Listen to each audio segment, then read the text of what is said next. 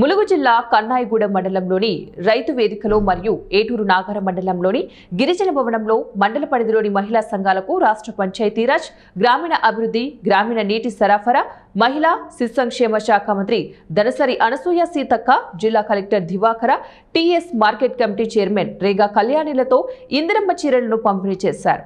కన్నాయిగూడెం మండలంలోని మహిళా స్వయం సహాయక సంఘాలకు బ్యాంకు లింకేజీ ద్వారా 102 సంఘాలకు 6,47,55,000 రూపాయలు రుణాల చెక్కులను మరియు ఏటూరు నాగరం మండలంలోని స్వయం సహాయక సంఘాలకు 152 సంఘాలకు 9,50,00,000 రూపాయలను చెక్కులను మంత్రి సీతక్క అందజేశారు.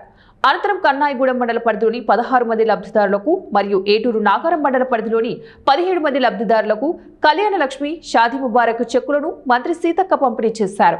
ఈ కార్యక్రమంలో డిఆర్డీఓ శ్రీనివాసరావు, మండల ప్రత్యేక అధికారి తహసీల్దార్, ఎంపీడీఓ, ప్రజాప్రతినిధులు, మహిళా సంఘాల సభ్యులు, సంబంధిత అధికారులు, లబ్ధిదారులు పాల్గొన్నారు. 67 లక్షల చీరలు ఆర్డర్ ఇచ్చి దాదాపుగా సంవత్సరం కావస్తుంది. సిరిసిల్లలో నేతన్నలు నేస్తున్నారు.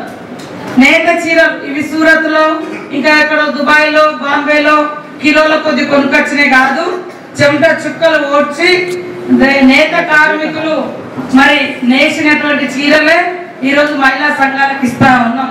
అందరి మహిళలకు కూడా ఇవ్వడం జరుగుతూ ఉంది. మన గవర్నమెంట్ వచ్చిన కాడ నుంచి ముఖ్యమంత్రి రేవంత్ రెడ్డి గారు ఒకటే కలగన్నాడు, 1 కోటి మంది మహిళల్ని కోటీశ్వర్లను చేయాలి అని.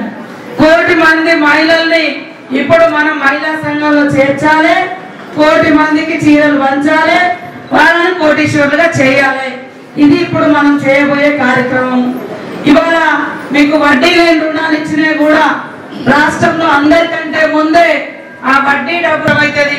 వడ్డీలకు వడ్డీ కట్టలేక ఉన్న భూమిని తాకట్టు పెట్టడం, లేదా పుస్తకాలు అమ్ముకోవడం, ఇంకేదైనా అమ్ముకోవడం ఉండేది. అందుకని అది చూసి ఆనాడు రాజశేఖర్ రెడ్డి గారు ముఖ్యమంత్రిగా ఉన్నప్పుడు మరి పావుల వడ్డీ పథకం తీసుకురావడం జరిగింది. ఆ తర్వాత అభయహస్తం కూడా మీరు జమ చేస్తున్నారు. మన గవర్నమెంట్ ఉన్నప్పుడు అందరు మహిళలకు ఆ రోజు కూడా బాగా చేశారు. మధ్యలో 10 సంవత్సరాలలో పావుల వడ్డీ డబ్బులు 5 ఏళ్ళు ఇయ్యలేదు. దాంతో మహిళల మీద 3,500 కోట్లు పావుల వడ్డీ డబ్బులు బీఆర్ఎస్ ప్రభుత్వము కేసీఆర్ గారు ఇవ్వకపోవడం తోటి కొన్ని సంఘాలు బ్యాంకుల అప్పు